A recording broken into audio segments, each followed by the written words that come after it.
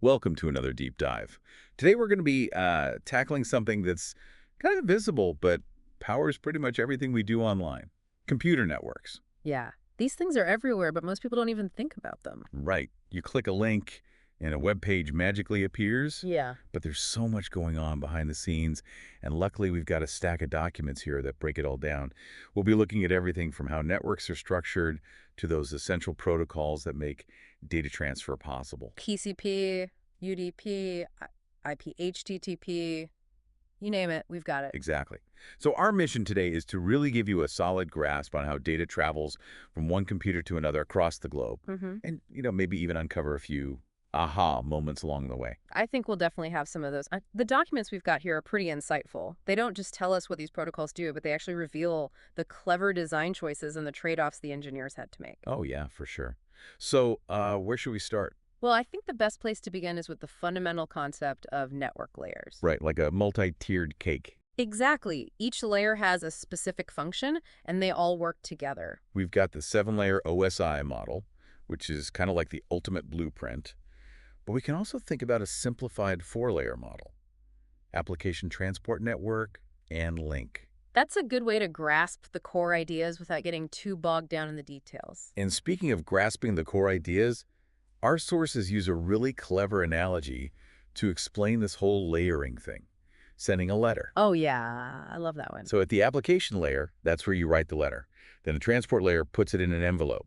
The network layer addresses it, and the link layer physically delivers it to the next stop on its journey. It's such a great way to visualize how each layer builds on the one below it. Totally. And what's interesting is that routers, those traffic directors of the internet, they mainly operate on the first 3 layers, Right. They're like postal workers just focused on getting that letter to the right destination. but not necessarily reading the letter itself. Exactly. Makes sense. So now let's zoom in on the application layer. This is the top layer where we actually interact with the internet through applications like web browsers and email clients. We're talking protocols like HTTP, which makes browsing possible, and SMTP, the protocol behind email. Okay, so HTTP is all about fetching those web pages we see every day, right? Yep, they're built with HTML and often contain various objects like images and videos. Like a multimedia package. It's like ordering takeout online. Your browser sends an HTTP request, and the web server delivers the requested meal, which is the web page you see. I like that analogy. Now, our sources dive into the nuances of HTTP, like the difference between persistent and non-persistent connections. Ah, yes, that's a good one. So imagine ordering pizza. With non-persistent HTTP, it's like making separate calls for every topping. Oh, so inefficient. Right. But with persistent HTTP, it's like placing one order for everything, much more efficient. Much smoother. And then there's web caching. Ah, yes. That's like your local pizzeria storing copies of popular pizzas. If someone orders one, they get it super quickly because it's already prepped, And web caching does the same for frequently accessed web pages. speeding up loading times and reducing internet traffic. Smart. Yeah. Okay, now what about email? Looks like SMTP is the mail carrier here, taking your message from your email client and delivering it to the recipient's server. Right, and one key difference between HTTP and SMTP is that HTTP is a pull protocol, meaning your browser pulls information from the server. But SMTP is a push protocol where your email client pushes the message out. So it's like going to the library to borrow a book versus dropping a letter in a mailbox. Exactly, two very different ways of getting information across. And it's worth noting that email, unlike web browsing, relies heavily on plain text. Efficient, but a bit old school in today's multimedia world. Yeah, true that. Yeah. But hey, sometimes simple is best.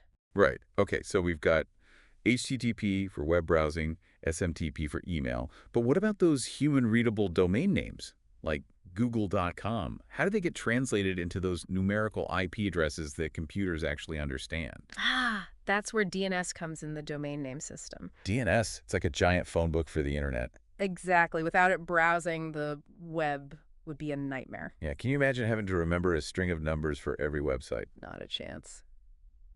All right, so we've covered the application layer where we interact with those familiar internet services. But now let's move down to the transport layer. The layer responsible for making sure data is transferred reliably between applications. And this is where TCP and UDP come in, the 2 main transport layer protocols. Think of TCP as the registered mail of the internet, offering that guaranteed delivery service. Okay, so reliable and trustworthy. Exactly. But UDP, on the other hand, is like sending a regular letter. Yeah, faster, but with no guarantee of arrival. So you trade reliability for speed. Right. It all depends on what you're trying to achieve. Now, our sources really get into the weeds with TCP, explaining the three-way handshake it uses to establish a connection. Oh, yeah, that's a classic. It's like two people shaking hands before having a conversation. Just making sure they're both ready to chat. But wouldn't that create a lot of overhead? But it seems that once the connection is established, TCP uses sequence numbers, acknowledgments, and timeouts to guarantee that data arrives in the correct order and without any loss. So it's like meticulously labeling each piece of a message, confirming receipt of every single piece, and resending anything that goes missing. Exactly. Very thorough. And our sources also explain how TCP manages the flow of data to avoid overwhelming the receiver. It's like adjusting a faucet so the glass fills up but doesn't overflow. That's flow control. But there's also congestion control, which focuses on preventing gridlock on the entire network, not just between two specific devices. Right, so it's like traffic management on a highway, trying to keep things moving smoothly even during rush hour. Makes sense. So we've got TCP, ensuring that reliable data delivery. But what about situations where speed is more important than absolute reliability, like live streaming or online gaming? Ah, that's where UDP shines. Right, because it's leaner and faster since it skips all those reliability checks. It's like watching a live sports event. You might miss a pixel or two here and there, but it's better than constant buffering interrupting the action. For sure. So TCP for reliability, UDP for speed. Now let's dive into the network layer, the realm of the internet's most famous protocol. IP, the Internet Protocol. The one everyone's heard of. It's like the postal code system of the Internet, responsible for addressing and routing those data packets across networks. And our sources primarily focus on IPv4, the most widely used version. Right. They explain the structure of its datagram and those key fields like source and destination IP addresses. It's like a passport for each data packet containing all the necessary information for its journey across the internet. And one field in the header TTL, or time to live, is particularly clever. It prevents packets from getting stuck in routing loops and endlessly circulating on the network. It's like a self-destruct mechanism, ensuring that data packets don't become lost at sea on the internet. Precisely. And the documents also touch on fragmentation, which breaks down large data packets into smaller pieces that can travel over networks with different size limits. Think of it like trying to fit a large piece of furniture through a narrow doorway. You have to take it apart and reassemble it on the other side. Makes sense. And speaking of fitting things in our sources, explain subnetting, a technique that lets us divide networks into smaller subnetworks, just like neighborhoods within a city. It's all about efficiency and organization. Right, subnetting helps with IP address management and even improves security by isolating different parts of the network. And then there's CIDR classes inter-domain routing, which offers even more flexibility in managing IP addresses. Like using a more precise measuring tool to minimize waste. Exactly. So we've got ways to efficiently allocate IP addresses. But how do devices actually get these addresses? That's where DHCP comes in, right? Yes, DHCP is like a hotel receptionist automatically assigning IP addresses to devices as they connect to the network. So no need to manually configure each device. Especially in a large network, which would be a nightmare. It's like a plug-and-play system for the internet. Okay, but what about devices on a private network, like your home network, that want to access the public internet? That's where NAT comes into play, doesn't it? Absolutely. NAT allows multiple devices in a private network to share a single public IP address. So it's like having one phone number for your entire family, with each person having their own extension. Perfect analogy. Our sources highlight that NAT offers benefits like conserving those precious public IP addresses and enhancing security by masking the internal structure of your network. But remember you mentioned earlier that NAT violates the end-to-end principle of the internet. Oh, right. Are there any alternative approaches being considered? Or are we stuck with this compromise? That's a great question and one that deserves further exploration. But first, let's take a look at the link layer. Is the layer responsible for actually transmitting data over those physical mediums like wires and cables? Think of it like the postal carrier who takes your letter from the post office to its final destination. Right, and our sources explain that the link layer does more than just delivery. It also handles things like framing, which is encapsulating data packets into neat little packages called frames. Okay, so organizing the data for transmission. And it also does error detection, making sure those packages arrive intact. Like making sure the letter doesn't get ripped or damaged in transit. Exactly. And in the case of broadcast links, where multiple devices share the same transmission medium, the link layer has to play traffic cop, preventing collisions between those data packages. So it's like a busy intersection with everyone trying to cross at once. You need some rules to prevent chaos. Exactly. And that's where multiple access protocols come in, like Aloha, slotted Aloha, CSMAC-D, and CSMAC-E. Wow, so many acronyms. But essentially, they're all about coordinating transmissions and avoiding those digital fender benders. Think of it like having a set of traffic signals to ensure smooth flow. Okay, so we've got traffic lights for data. Pretty much. Now, our sources also delve into Ethernet, the dominant technology for wired networks. They describe Ethernet frames those data packages, zipping across cables, and highlight key elements like MC addresses, which are like unique serial numbers for network devices. And then there are switches, those intelligent traffic directors of wired networks. They learn MC addresses and use this knowledge to efficiently forward frames to the correct destination. It's like having a super efficient mailroom where every letter gets delivered to the right person instantly. I like that. And to minimize those digital traffic jams, switches help segment networks into smaller collision domains, like creating dedicated lanes on a highway. Precisely. And to further enhance network organization and security, routers are used to segment networks into broadcast domains. I'm trying to picture that. It's like creating soundproof walls between rooms, preventing noise from traveling from one room to another. Okay, got it. So we've Yeah. covered layers, protocols, and the hardware that makes it all work. But how does data actually find its way through this complex web of networks? That's where routing comes in, right? Exactly. Routing is like planning a road trip, figuring out the best route to your destination. Considering distance traffic and road conditions. Exactly. And our sources explain that routing involves two main functions. Forwarding, which is like a local decision about which road to take at an intersection, and routing, which is the bigger picture of mapping out the entire journey. So forwarding is tactical, routing is strategic. Right. And to do this, routers rely on routing tables. They contain information about network destinations and the best paths to reach them. Like a map. And these tables are built and maintained using routing protocols like RIP, OSPF, and BGP. They're like the scouts of the internet, constantly exploring new paths and updating the maps. So it's like having a dynamic GPS system that's always adapting to changing road conditions. Exactly. And as the internet continues to grow, we're seeing new technologies and approaches to routing emerge, like software-defined networking, or SDN, which promises greater flexibility and control over how networks are managed.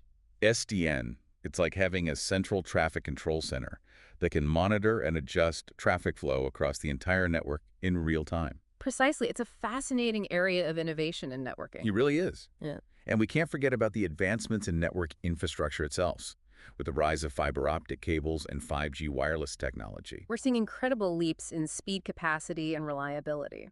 It's amazing to think about how far we've come from the early days of the internet.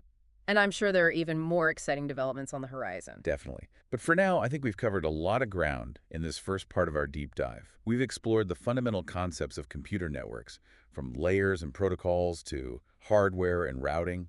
We've seen how data is packaged, addressed, transported, and delivered across those invisible highways that power our digital lives. And we've even touched on some of the challenges and opportunities that lie ahead. So stay tuned for the next part of our deep dive, where we'll delve deeper into the intricacies of TCP and IP, those workhorses of the internet. We'll unpack the details of their structure, functionality, and how they work together to ensure reliable data transfer. So if you're ready to level up your networking knowledge, join us for the next part of our journey. Until then, happy surfing. Yeah, it really is mind-boggling when you think about it. All these intricate components working together to create what we just see as, a seamless internet experience. Right, we click a link and boom, there's the website.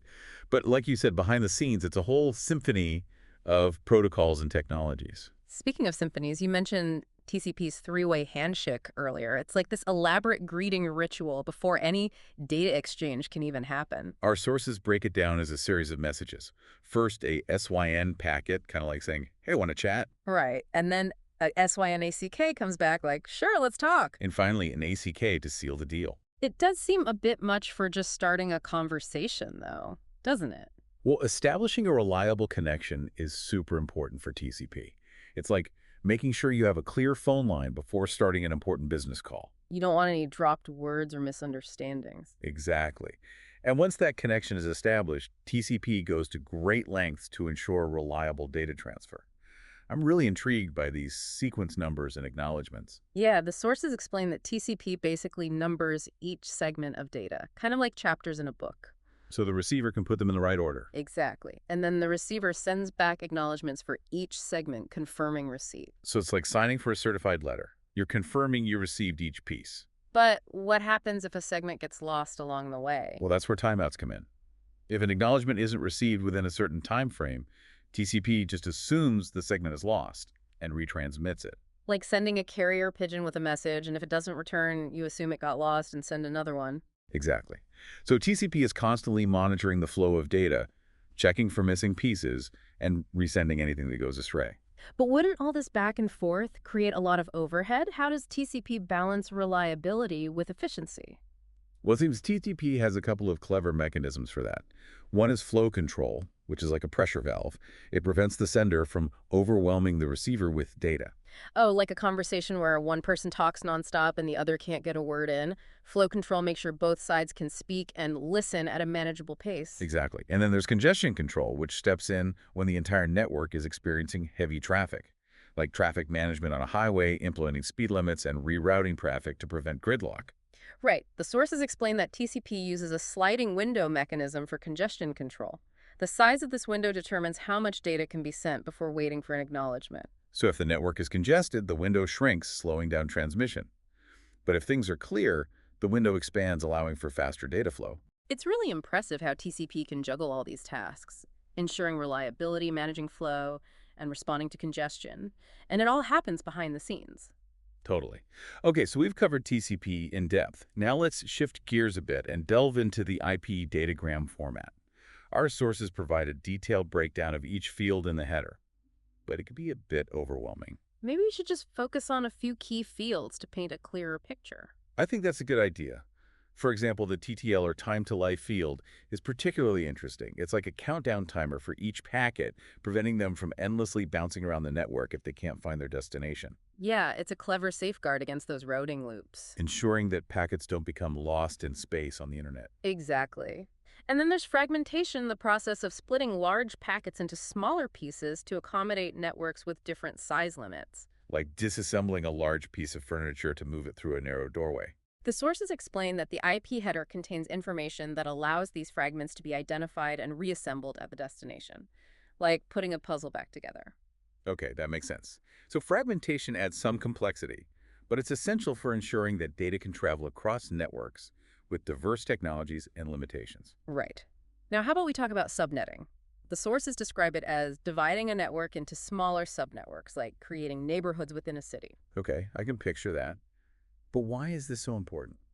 Well, subnetting lets network administrators organize their networks more efficiently. They can group devices, logically control traffic flow, and even enhance security by isolating different parts of the network. It's like having a well-planned city with designated zones for residential, commercial, and industrial areas. Exactly. And CIDR, or classless interdomain routing, comes into play here as well. It's a more flexible way of allocating IP addresses and routing traffic between networks, making the most of that limited IPv4 address space. The sources compare it to using a more precise measuring tool, reducing waste and improving efficiency. Exactly. Now, speaking of efficiency, DHCP certainly deserves a mention. It takes all the hassle out of manually configuring IP addresses for each device on a network. Right, it's like having a concierge service that automatically assigns you a room key when you check into a hotel. The sources describe this four-step DHCP process, where a device basically shouts, "I need an address," and the DHCP server responds with an offer. And then the device accepts the offer and the server confirms, finalizing the IP address assignment. It's a simple but elegant solution that has made connecting to networks a breeze. Totally. Okay, but what about devices on private networks that want to access the internet? They typically use private IP addresses that aren't routable on the public internet. That's where NAT comes in, network address translation, NAT, it's like a bridge between private and public networks. allowing multiple devices on a private network to share a single public IP address. The sources describe NAT as a translator, modifying the source and destination IP addresses and port numbers of packets as they pass through a NAT-enabled router. It's like having a receptionist who takes your internal calls and forwards them to the outside world using the company's main phone number. Exactly. And this approach offers several benefits: conserving public IP addresses, which are a finite resource, and enhancing security by hiding the internal structure of the private network. But you raised an important point earlier. NAT violates the Internet's end-to-end principle, which emphasizes direct communication between hosts. What are the implications of this violation? Well, it's a question that has sparked a lot of debate. While NAT offers practical benefits, some argue that it introduces complexities, potential performance bottlenecks, and compatibility issues with certain applications. So it's a trade-off, and the decision to use NAT often depends on the specific needs and priorities of a network. Right. Okay, so we've talked a lot about IPv4, but our sources also mention IPv6, its successor. It's like upgrading from a small-town phone book to a global directory with virtually unlimited entries. IPv6 addresses are 128 bits long compared to 32 bits for IPv4. Providing an astronomically larger address space. But besides the address space, what are some other advantages of IPv6? Well, IPv6 simplifies the header, streamlining certain fields and removing others, potentially making routing more efficient. It also has built-in support for IPsec, a suite of security protocols that provide encryption and authentication. So it's not just about more addresses, it's about a more efficient and secure internet protocol. Exactly. And while the transition to IPv6 has been gradual, it's gaining momentum as more devices come online and the limitations of IPv4 become more apparent. Okay, so looking ahead to the future of the internet, now let's move down to the link layer, the layer responsible for actually transmitting data over that physical medium, whether it's copper wires, fiber optic cables, or radio waves. Think of it as the various transportation methods for delivering packages: trucks, trains, airplanes, even bicycles. Our sources explain that the link layer performs several crucial tasks, Yeah. including framing, which is encapsulating network layer packets into link layer frames. It's like putting a letter into an envelope, adding the necessary address and postage information. The link layer also handles error detection, using techniques like checksums to verify data integrity. Like inspecting a package for damage before delivering it, ensuring the contents arrive intact. And in the case of broadcast links, where multiple devices share the same transmission medium, the link layer has to play traffic cop, preventing collisions between those data frames. Imagine a busy intersection with cars coming from all directions. You need traffic signals or roundabouts to prevent accidents. That's essentially what multiple access protocols do for data transmission. Our sources discuss a variety of these protocols like ALOA slotted ALOA CSMAC-E and CSMAC-A. They each have their own unique ways of coordinating transmissions and avoiding those digital fender benders. So many different approaches. ALOA and slotted OLA are like sending messages in bottles and hoping they don't collide. Okay, I can picture that. CSMAC used in Ethernet is like listening before speaking and waiting a random amount of time if you hear someone else talking. And CSMAC-A, often used in Wi-Fi, is similar. But it adds some extra precautions to deal with the challenges of wireless communication. All right, like the hidden terminal problem? The hidden terminal problem, what's that? It arises when devices are too far apart to hear each other's transmissions, potentially leading to collisions because they both think the channel is clear. Oh, so it's like trying to have a conversation in a crowded room where you can only hear the people right next to you. Exactly. CSMAC uses techniques like RTS-CTS, where devices send request to send and clear to send messages to reserve the channel before transmitting, kind of like raising your hand in class before speaking. Okay, that makes sense. Now let's talk about Ethernet, the workhorse of wired networks. Our sources describe the structure of Ethernet frames those data packages, zipping across cables, highlighting elements like M-key addresses and CRC for error checking. MSE addresses are unique identifiers for each network interface card, like a device's fingerprint. And CRC, or cyclic redundancy check, is like a tamper-proof seal, ensuring data integrity during transmission. So each frame is carefully packaged and protected. Exactly. And we can't forget about switches, those intelligent traffic directors of wired networks. They learn MC addresses and use this knowledge to efficiently forward frames to their intended destinations.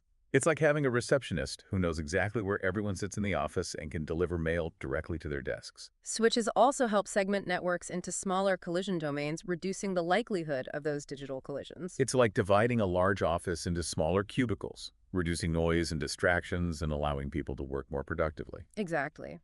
And then there are routers operating at the network layer, using IP addresses to guide data packets across different networks.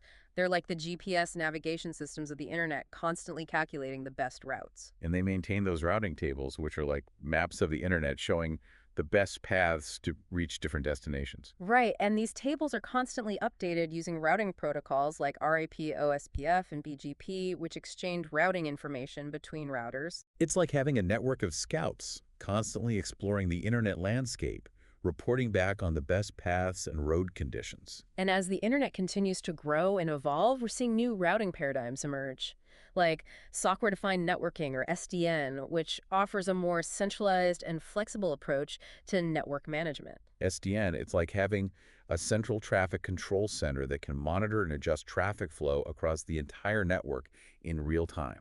It's a fascinating area of innovation in networking. For sure. And then there are the advancements in network infrastructure itself. With the rise of fiber optic cables and 5G wireless technology, we're seeing incredible leaps in speed capacity and reliability. These advancements are paving the way for a future where the internet is even more pervasive and powerful, enabling new applications and experiences we can barely imagine today. It's an exciting time to be involved in the world of technology, that's for sure. Yeah, it's mind-blowing to think about the sheer scale of the internet now. Billions of devices connected, trillions of packets zipping around the globe. And all happening every second. And yet it all seems to work pretty seamlessly most of the time. I know, right? We click a link and boom, there's the web page. We totally take it for granted. But behind the scenes, it's that symphony of protocols and technologies making it all happen. So we've covered a lot of ground in this deep dive. From the foundational TCP/IP suite to the nuances of routing and network management tools. We've really gone deep on how data is packaged, addressed, transported, and delivered across networks. With that efficiency and reliability we were talking about, Yeah, but like we touched on earlier, the internet wasn't built overnight. it's evolved over decades. Shaped by some brilliant minds, innovative technologies, and that constant drive to connect people and information. Which brings us to our final thought for this deep dive.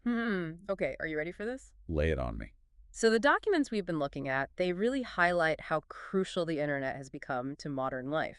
But its future is definitely not set in stone. That's true. We've talked about the internet's core principles and those ingenious ways we've made it work, and that ongoing shift towards IPv6. But what about the bigger picture? Where's it all going? Well, the internet was designed with certain principles in mind, right? Like the end-to-end principle, which aims for decentralized intelligence and minimal intervention from intermediary nodes. Yeah, keep the network as open and flexible as possible. Exactly. But as we move forward, the internet is going to face new challenges. Increasing security threats, the rise of the Internet of Things with billions of new devices, and demands for even faster speeds and lower latency. So are you saying the internet's original design principles might not be enough to handle all that? It's a possibility. We might need to rethink some of the fundamental ways the internet works to adapt to those changing demands. So new architectures, new protocols. Yeah, maybe even challenging some of the assumptions we've always taken for granted. The future of the internet could look very different from what we know today. It's something to think about. Well, that's a great note to end on. It reminds us that even though we've explored a lot, there's always more to learn and understand when it comes to computer networks. It's a constantly evolving landscape. Who knows what innovations and breakthroughs are just around the corner? It's an exciting time to be involved in the world of technology. Absolutely. Well, thanks for joining us on this deep dive into computer networks. It's been a pleasure. Until next time, happy surfing.